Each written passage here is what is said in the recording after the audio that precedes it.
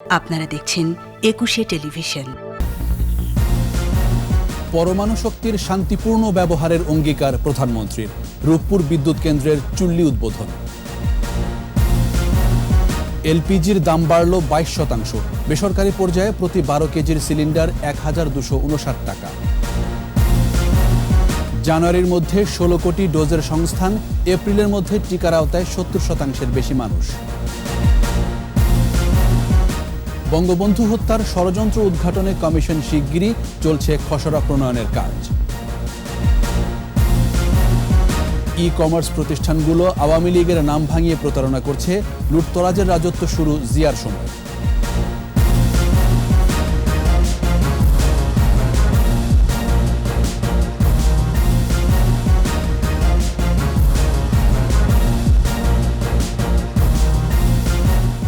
শুনছিলেন first security ইসলামী bank limited সংবাদ শিরোনাম।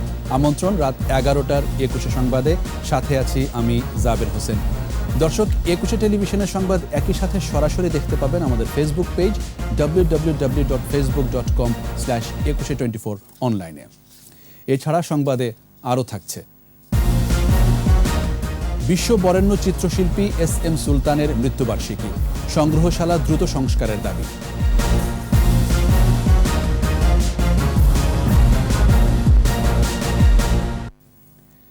পরমাণু দিয়ে অস্ত্র নয়, বিদ্যুৎ উৎপাদন করে শান্তি প্রতিষ্ঠা করতে চায় বাংলাদেশ। রূপপুর পারমাণবিক বিদ্যুৎ কেন্দ্রের প্রথম চুল্লি উদ্বোধন করে প্রধানমন্ত্রী শেখ হাসিনা জানান, দেশের দক্ষিণাঞ্চলে আরও একটি পারমাণবিক বিদ্যুৎ কেন্দ্র স্থাপনের পরিকল্পনা রয়েছে। বিস্তারিত জানাচ্ছেন আকবর হোসেন সুমন। কার্বন মুক্ত বিদ্যুৎ উৎপাদনের লক্ষ্যে ঈশ্বরদীর রূপপুরে স্থাপন করা হয়েছে পারমাণবিক বিদ্যুৎ কেন্দ্র। পরমাণু শক্তি রূপান্তরে যে স্বপ্নের শুরুটা জাতির পিতা বঙ্গবন্ধু শেখ মুজিবুর রহমানের হাত ধরেই।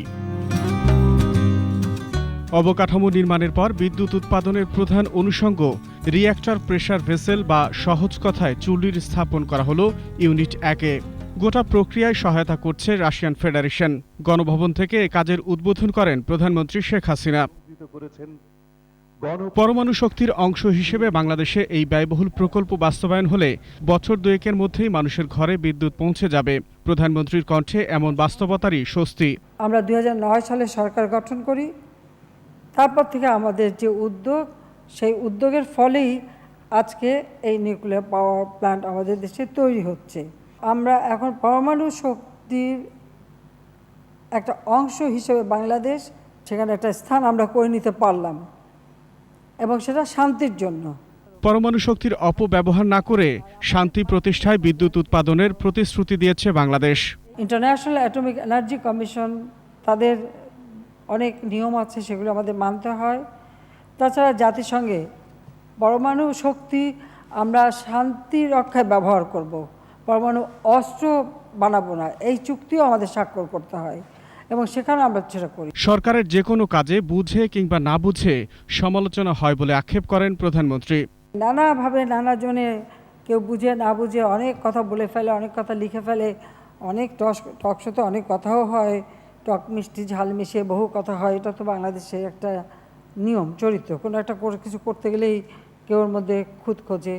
যা হোক, আমরা এটুকু বলতে পারি যে আমরা জাতির পিতার স্বপ্ন বাস্তবায়নে রূপপুর পারমাণবিক বিদ্যুৎ কেন্দ্র নির্মাণ প্রকল্প বাস্তবায়নের কাজ আমরা শুরু করি। দক্ষিণাঞ্চলে আরেকটি পারমাণবিক বিদ্যুৎ কেন্দ্র স্থাপনের পরিকল্পনা আছে বলেও জানান প্রধানমন্ত্রী। আমার ইচ্ছে পদ্মার ওপারেই করা, অর্থাৎ দক্ষিণাঞ্চলে করা। তো আমরা জায়গা খুঁজছি, আশা করি এ ব্যাপারে খুব একটা অসুবিধা হবে না।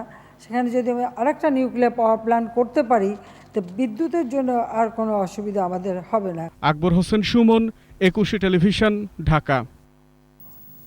আবারও বাড়ল এলপিজির দাম। বেসরকারি পর্যায়ে প্রতি কেজির মূল্য বেড়ে এখন 104 টাকা 92 পয়সা। ফলে গৃহস্থালিতে ব্যবহৃত 12 কেজির সিলিন্ডারের মূল্য বেড়ে দাঁড়ালো 1259 টাকায়। যানবাহনে ব্যবহৃত অটোগ্যাসের দামও বেড়েছে। Bangladesh energy regulatory commission BERC এলপিজির নতুন এই মূল্য বেঁধে দেয়, যা তাৎক্ষণিক কার্যকর হবে বলে জানিয়েছে সংস্থাটি। মেহেদি হাসানের রিপোর্ট। আন্তর্জাতিক বাজারে মূল্য বৃদ্ধি, সংরক্ষণ ও বিতরণ ব্যয় বাড়ায় এলপিজির দাম বাড়ানোর আবেদন ছিল বেসরকারি পরিবেশকদের। গত 13 সেপ্টেম্বর এই আবেদনের উপর শুনানি করে Bangladesh energy regulatory commission BERC। প্রায় 1 মাস পর এলো মূল্যবৃদ্ধির ঘোষণা। বর্ধিত মূল্য অনুযায়ী গৃহস্থালিতে ব্যবহৃত প্রতি কেজি এলপিজির দাম 104 টাকা 92 পয়সা। এর ফলে 12 কেজি ওজনের প্রতিটি সিলিন্ডারের মূল্য 226 টাকা বেড়ে উন্নীত হল 1259 টাকায়। পাশাপাশি যানবাহনে ব্যবহৃত এলপি গ্যাস বা অটো গ্যাসের দামও বেড়েছে। প্রতি লিটার অটো গ্যাসের মূল্য নির্ধারণ করা হয়েছে 58 টাকা 68 পয়সা। 12 কেজিতে 158 টাকা বৃদ্ধি পেয়েছে শুধুমাত্র সৌদি জিপির কারণে। এর সঙ্গে আমাদের জাহাজ ভাড়া, তারপরে ওই মূসকের পার্সেন্টেজ। তবে এর আগেও বিআরসির বেঁধে দেয়া দামের চেয়ে বেশি মূল্যেই এলপিজির সিলিন্ডার কিনতে হয়েছে ভোক্তাদের। তাই এবারের মূল্যহার বাস্তবায়নে সকলের সহযোগিতা চেয়েছে বিদ্যুৎ ও জ্বালানি খাতের মূল্য নিয়ন্ত্রক প্রতিষ্ঠানটি।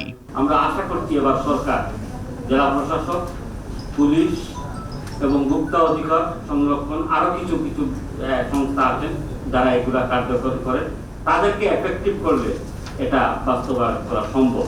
সংরক্ষণ ও বিতরণ ব্যয় কমানো গেলে এলপিজির দাম কমানো সম্ভব বলে মনে করছে বিআরসি। বেশিরভাগগুলোই দেখতেছি 27,700 টন জাহাজে এলপিজি আসে, যেখানে আমাদের বর্তমান যে অবস্থা আছে খুব খারাপ। তারপরেও কিন্তু 10 থেকে 15,000 টনের জাহাজ মংলা এবং মহেশখালী চ্যানেলে আমাদের। এদিকে রাষ্ট্রায়ত্ত কোম্পানির এলপিজির দাম বাড়ানো হয়নি। সরকারি কোম্পানির 12.5 কেজির প্রতি সিলিন্ডারের দাম 591 টাকায় বহাল রেখেছে বাংলাদেশ এনার্জি রেগুলেটরি কমিশন। মেহেদী হাসান, একুশে টেলিভিশন, ঢাকা। আগামী বছর জানুয়ারির মধ্যে 16 কোটি ডোজ টিকার সংস্থান হবে, এমনটা জানিয়ে স্বাস্থ্যমন্ত্রী জাহিদ মালেক বলেছেন, এপ্রিলের মধ্যে টিকার আওতায় আসবে 70% বেশি মানুষ। একই সাথে 12 থেকে 17 বছরের শিশুরাও শিগগিরই টিকা পাবে বলে ভ্যাকসিন ইস্যুতে সংবাদ সম্মেলনে জানান স্বাস্থ্যমন্ত্রী। বিস্তারিত জানাচ্ছেন স্মৃতি মণ্ডল। সারা দেশে ভ্যাকসিন কার্যক্রম অব্যাহত রাখতে বিভিন্ন উৎস থেকে টিকা সংগ্রহ চলছে নিয়মিতভাবে। রাজধানীতে সংবাদ সম্মেলনে মুখোমুখি হয়ে স্বাস্থ্যমন্ত্রী জানান, দেশে এ পর্যন্ত টিকা এসেছে 7 কোটি 22 লাখ। প্রথম ডোজ টিকা নিয়েছেন 3 কোটি 61 লাখ এবং দ্বিতীয় ডোজ সম্পন্ন করেছেন 1 কোটি 79 লাখ। দৈনিক টিকা দেওয়ার যে হার সেটা আমাদের বৃদ্ধি করছে, সেটা আমরা ইতিমধ্যে জানিয়ে দিয়েছি আমাদের ডিজি অফিসে এবং আমাদের মন্ত্রণালয় যে আমাদেরকে টিকা 10 থেকে 15 লক্ষ টিকা প্রত্যেক দিন দিতে হবে এবং তার পাশাপাশি আমরা একটা বড় ক্যাম্পেইনও করব যদি প্রয়োজন হয়। আগামী বছর জানুয়ারির মধ্যে ক্রয় ছাড়াও বিভিন্ন উৎস থেকে 16 কোটি ডোজ টিকা আসবে বলেও জানান স্বাস্থ্যমন্ত্রী। কোভ্যাক্স ফ্যাসিলিটি থেকে যদি ওনারা যেটা বিনামূল্যে দিচ্ছে সেই সংখ্যা যদি বাড়ে তাহলে আমাদের এই সংখ্যাও বেড়ে যাবে। যদি 12 কোটি আমরা মার্চের মধ্যে দিতে পারি, এপ্রিলে দিতে পারি, তাহলে পরে 70%-এর বেশি লোককে আমাদের টিকা দেওয়া হয়ে যাবে। বিশ্ব স্বাস্থ্য সংস্থা অনুমোদন দেয় অনূর্ধ্ব 18 বয়সীরা জন্ম সনদের মাধ্যমে শিগগিরই টিকা পাচ্ছে। টিকা মজুদ আছে 60 লক্ষ এবং 60 লক্ষ টিকা আমরা 30 লক্ষ ছেলে মেয়েদেরকে দিব, কারণ আমরা সেকেন্ড ডোজ হাতে রেখে দিব, পুরাটা দিয়ে দিব না। এবং আমরা দিব 12 থেকে 17 বছর বয়সের ছেলে মেয়েদেরকে। মন্ত্রী বলেন, টিকা উৎপাদনে পূর্ণাঙ্গ সহায়তা দেয়ারও আশ্বাস দিয়েছে বিশ্ব স্বাস্থ্য সংস্থা। আমরা ইমিডিয়েটলি শুরু হয়ে যাবে। স্মৃতি মণ্ডল, একুশে টেলিভিশন, ঢাকা। করোনায় একদিনের ব্যবধানে মৃত্যু আবার কমেছে। 24 ঘন্টায় প্রাণ গেছে 14 জনের। এ পর্যন্ত মৃতের সংখ্যা 27,688। স্বাস্থ্য অধিদপ্তরের সর্বশেষ তথ্য বলছে 821টি ল্যাবে 20,355টি নমুনা পরীক্ষায় শনাক্ত 481। মোট শনাক্ত 15,62,359। নতুন 699 জন সহ সুস্থ 15,23,833 জন। পরীক্ষা বিপরীতে দৈনিক সংক্রমণ হার 2.36%, সুস্থতা 97%-এর বেশি ও মৃত্যুহার 1.77%। বঙ্গবন্ধু হত্যায় কমিশন গঠনের কাজ শুরু হয়েছে। এ বিষয়ে নতুন আইন করা হবে কিনা তা খতিয়ে দেখছে আইন মন্ত্রণালয়। এরই মধ্যে এ বিষয়ে খসড়া প্রণয়ন কাজ চলছে বলে জানিয়েছেন আইনমন্ত্রী আনিসুল হক। এছাড়া আগামী ফেব্রুয়ারির মধ্যে নির্বাচন কমিশন আইন করা সম্ভব নয় জানিয়ে আইনমন্ত্রী বলেছেন, এবার সার্চ কমিটির মাধ্যমেই ইসি গঠন হবে। বিস্তারিত শাকেরা আরজুর রিপোর্টে। আইন মন্ত্রণালয় সংক্রান্ত বিভিন্ন বিষয় নিয়ে সাংবাদিকদের মুখোমুখি আইনমন্ত্রী আনিসুল হক। এ সময় সাক্ষ্য আইন সংশোধন মামলা জট কমাতে বিভিন্ন উদ্যোগের কথা জানান তিনি।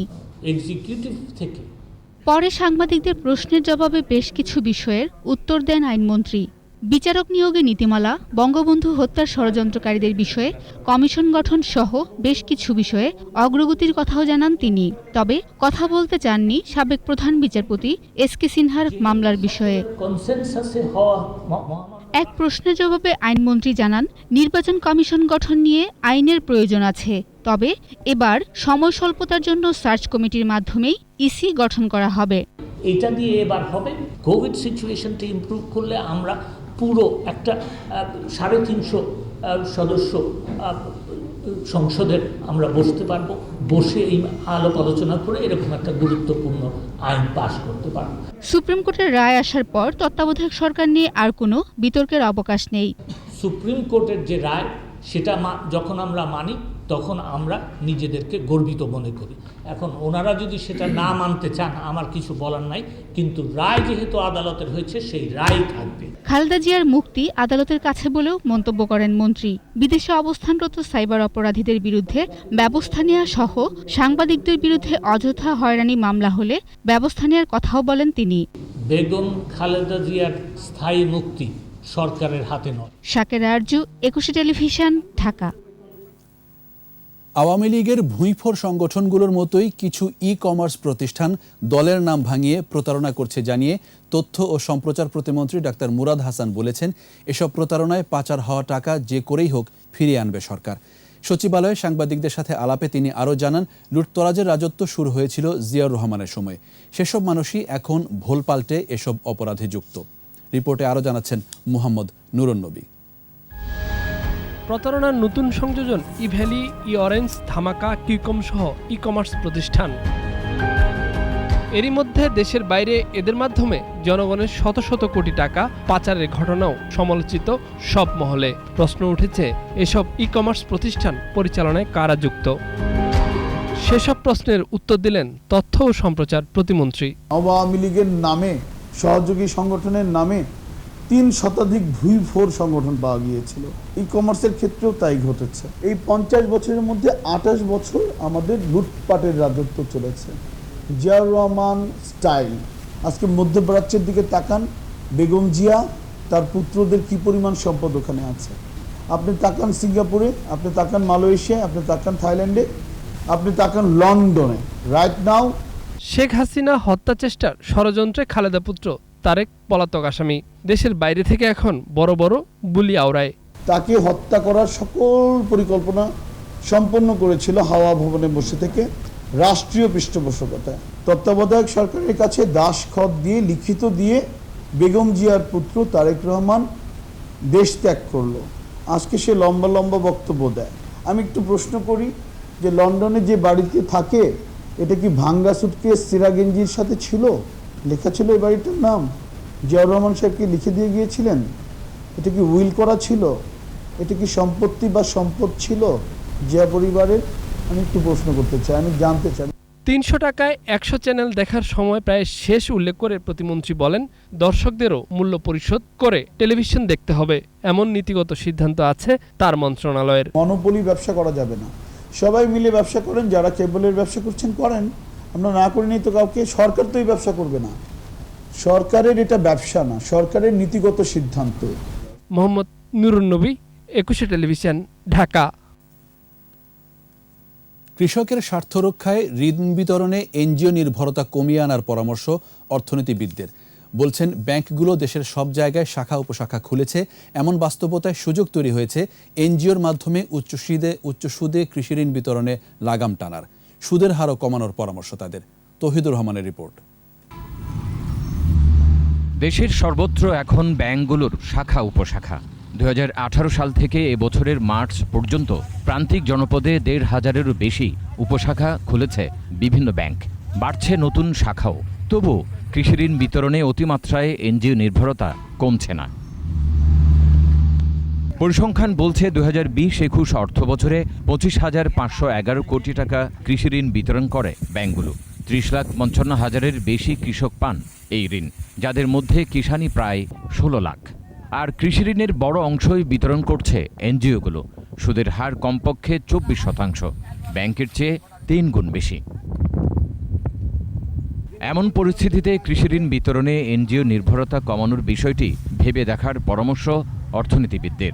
সরাসরিভাবে আমরা এজেন্ট ব্যাংকিং এর মাধ্যমে এখন পৌঁছে যেতে পারি কৃষকের কাছে, কারণ এখন বিভিন্ন ব্যাংকের শাখা এবং এজেন্ট আমাদের গ্রামান্তরে ছড়িয়ে পড়েছে। এনজিও নির্ভর কৃষিঋণের সুদের হার ক্রমান্বয়ে কমানো হচ্ছে বলে জানিয়েছে ক্ষুদ্র ঋণ নিয়ন্ত্রণ সংস্থা।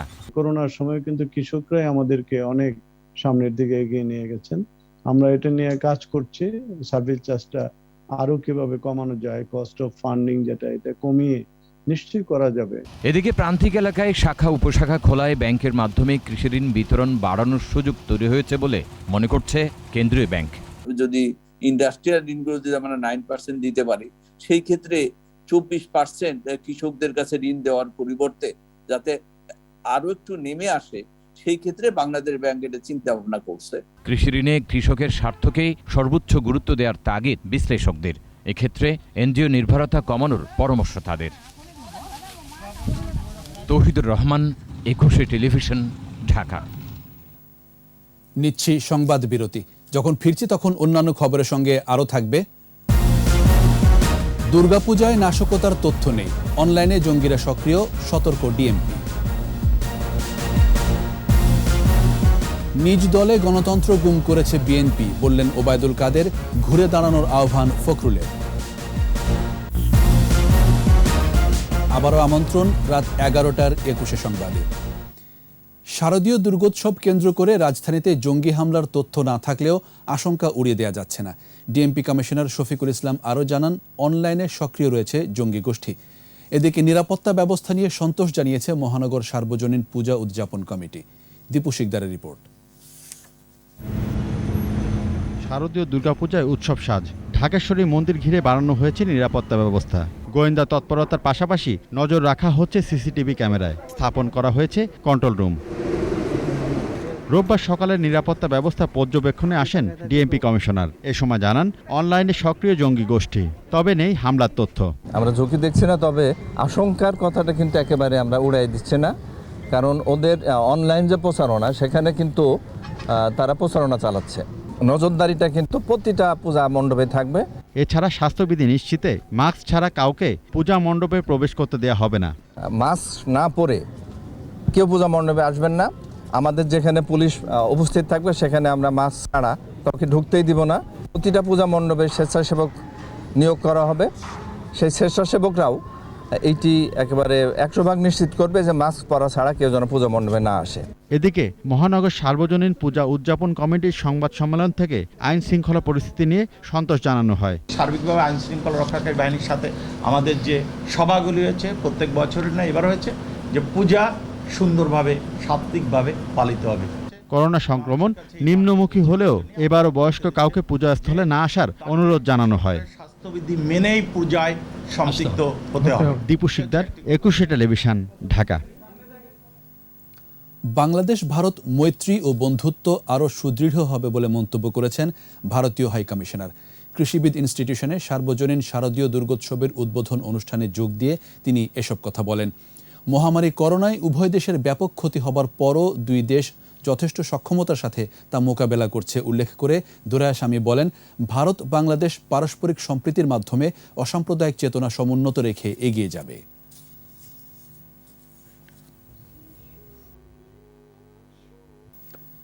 বিএনপি নিজেদের দলের গণতন্ত্রকে গুম করে বাইরে এসে গণতন্ত্র খুঁজে বেড়ায় বলে মন্তব্য করেছেন আওয়ামী লীগের সাধারণ সম্পাদক, সড়ক পরিবহন ও সেতুমন্ত্রী ওবায়দুল কাদের। সকালে নিজ বাসভবনে নিয়মিত ব্রিফিংয়ে একথা বলেন তিনি। বিএনপি নিজেদের দলের গণতন্ত্রকে গুম করে বাইরে গণতন্ত্র খুঁজে বেড়ায়। একটি রাজনৈতিক দল কখনো নির্বাচন বিমুখ হতে পারে না।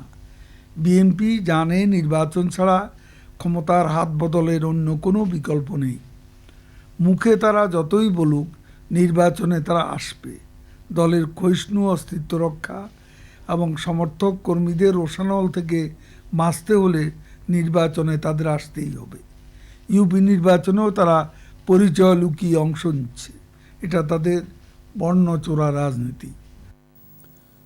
তত্ত্বাবধায়ক সরকারের দাবিতে আন্দোলন সফল করতে অতীতের মতো আবারও তরুণ প্রজন্মকে এগিয়ে আসার আহ্বান জানিয়েছেন বিএনপি মহাসচিব মির্জা ফখরুল ইসলাম আলমগীর। জাতীয় প্রেস ক্লাবে এক আলোচনায় মির্জা ফখরুল বলেন, সময় এসেছে ঘুরে দাঁড়ানোর। ঐক্যবদ্ধ আন্দোলনের মাধ্যমে সব দাবি আদায় করতে হবে বলে এ সময় মন্তব্য করেন বিএনপি মহাসচিব। আর সেক্ষেত্রে সবার আগে তরুণ প্রজন্মকে এগিয়ে আসতে হবে। নির্দলীয় সরকারের অধীনে নির্বাচনের মাধ্যমে ভোটের অধিকার নিশ্চিত করতে হবে বলে জানান মির্জা ফখরুল।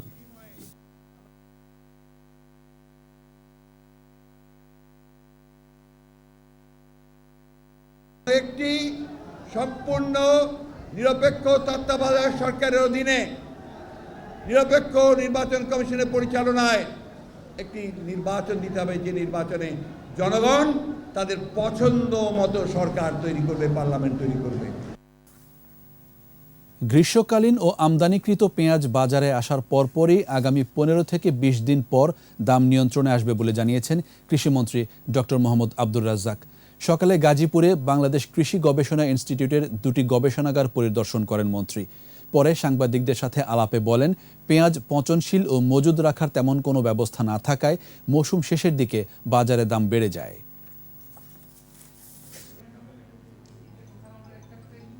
সিজন ভিত্তিক তো একদম পেঁয়াজের শেষ মুহূর্তে, এই 15-20 দিন পরে ইনশাল্লাহ পেঁয়াজের দাম আবার কমে যাবে।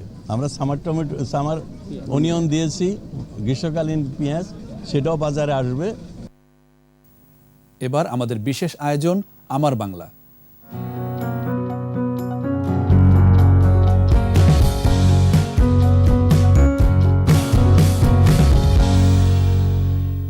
নব্বইটির মতো ক্ষুদ্র নৃগোষ্ঠীর বাস মৌলভীবাজারে, যাদের রয়েছে নিজস্ব সংস্কৃতি আর স্বরলিপি, অথচ সংরক্ষণের অভাবে এসব এখন লুপ্তপ্রায়।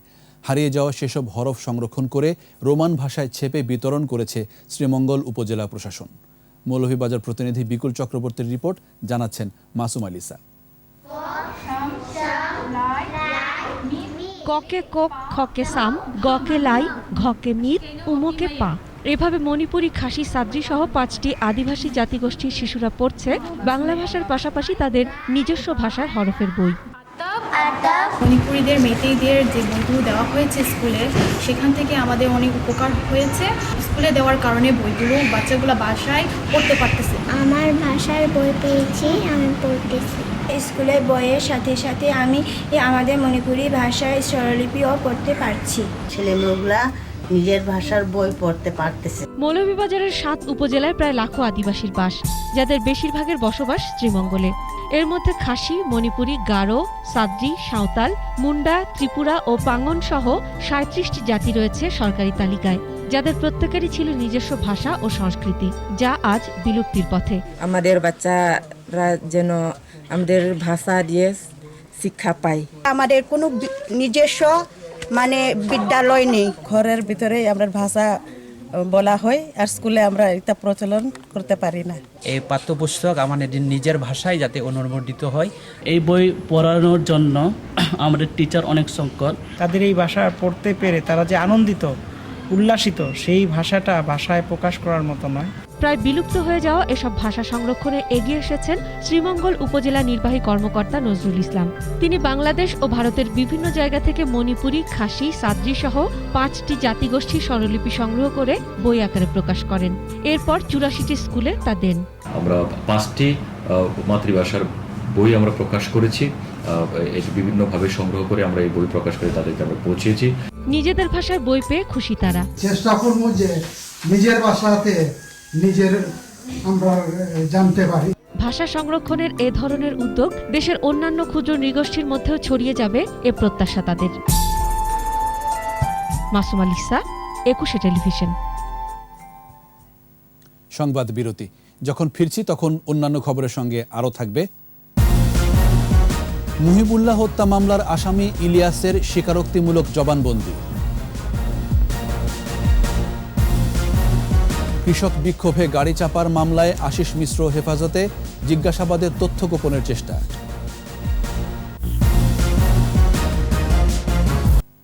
পর্দা নামল আন্তর্জাতিক ব্লকচেইন অলিম্পিয়াড আসরের। সরকারের তথ্য ও যোগাযোগ প্রযুক্তি বিভাগ এবং টেকনো হেভেন কোম্পানির যৌথ আয়োজনে বাংলাদেশ সহ বিশ্বের 12 দেশের 50টি দল এই আয়োজনে যোগ দেয়। 8 অক্টোবর শুরু হওয়া এবারের আসরে প্রথমবারের মতো স্বাগতিক বাংলাদেশ। সিবিডিসি এবং cryptocurrency, e governance, identity and privacy ও ফিটনেস বিষয়ে 4টি সেমিনার অনুষ্ঠিত হয়। শ্রমনির্ভর অর্থনীতির সাথে জ্ঞান ও প্রযুক্তি নির্ভর শক্তিশালী অর্থনৈতিক অবকাঠামো গড়ে তোলাই এই আয়োজনের উদ্দেশ্য।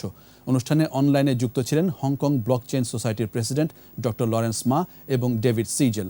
এছাড়া তথ্য ও যোগাযোগ প্রযুক্তি প্রতিমন্ত্রী জুনায়েদ আহমেদ পলক বক্তব্য রাখেন।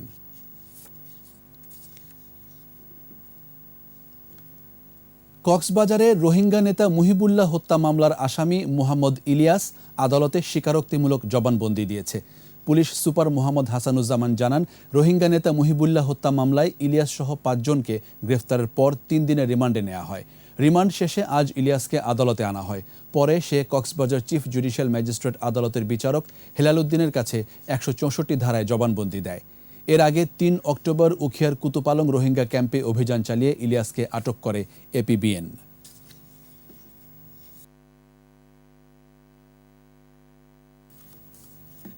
এবার সোশ্যাল ইসলামী ব্যাংক লিমিটেড ব্যবসা বাণিজ্যের খবর।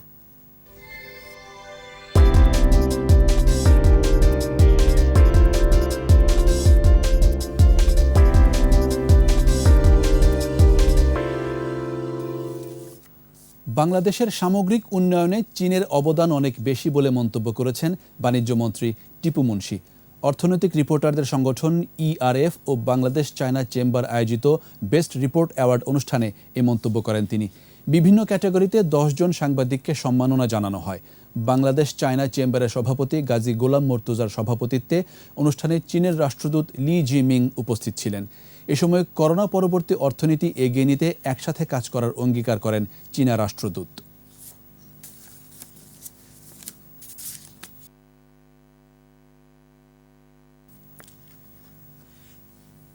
সংবাদ শেষ করছি প্রয়াণ দিনে চিত্রশিল্পী এস.এম. সুলতানকে স্মরণ করে।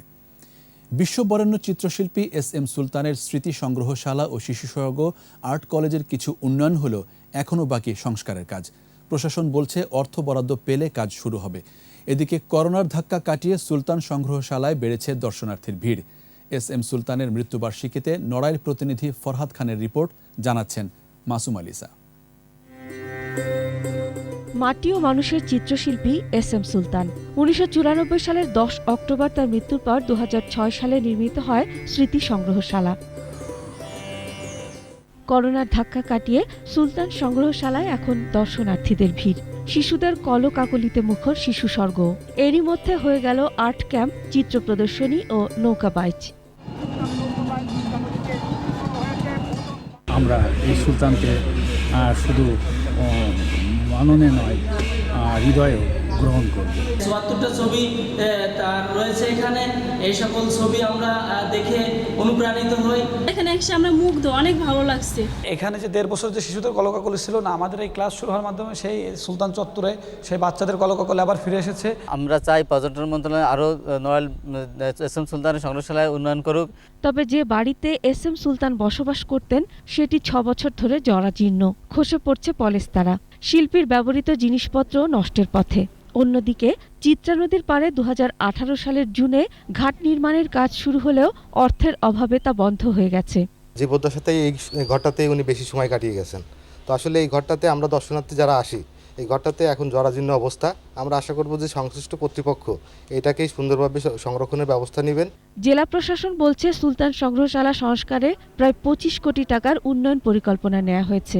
তার বাসভবন, তারপরে আর্ট কলেজ ইত্যাদি সকল স্থাপনাগুলোই ডেভেলপমেন্টের আওতায় চলে আসবে খুব শীঘ্রই। আপনারা জানেন ইতিমধ্যেই বাংলাদেশ শিল্পকলা একাডেমি এটি একটি ডিপিপি রয়েছে, বড় প্রজেক্ট, যেটি 20 থেকে 25 কোটি টাকার কার্যক্রম এখানে হবে। আগামী 2-1 বছরের মধ্যে এটি দৃশ্যমান হবে। সুলতান প্রেমীদের দাবি দ্রুত দৃষ্টিনন্দন ঘাট নির্মাণ ও সুলতান স্মৃতি সংগ্রহশালা পর্যটন বান্ধব করে তোলার। মাসুম আলিসা, 21 টেলিভিশন। আর এরই সাথে শেষ করছি রাত 11টার 21 সংবাদ। যাবার আগে ফার্স্ট সিকিউরিটি ইসলামী ব্যাংক লিমিটেড সংবাদ শিরোনামগুলো আরও একবার। পরমাণু শক্তির শান্তিপূর্ণ ব্যবহারের অঙ্গীকার প্রধানমন্ত্রীর। রূপপুর বিদ্যুৎ কেন্দ্রের চুল্লি উদ্বোধন। এলপিজির দাম বাড়ল 22%, বেসরকারি পর্যায়ে প্রতি 12 কেজির সিলিন্ডার 1259 টাকা। জানুয়ারির মধ্যে 16 কোটি ডোজের সংস্থান, এপ্রিলের মধ্যে টিকার আওতায় 70% বেশি মানুষ। বঙ্গবন্ধু হত্যার ষড়যন্ত্র উদ্ঘাটনে কমিশন শিগগিরই, চলছে খসড়া প্রণয়নের কাজ। ই-কমার্স প্রতিষ্ঠানগুলো আওয়ামী লীগের নাম ভাঙিয়ে প্রতারণা করছে, লুটতরাজের রাজত্ব শুরু জিয়ার সময়।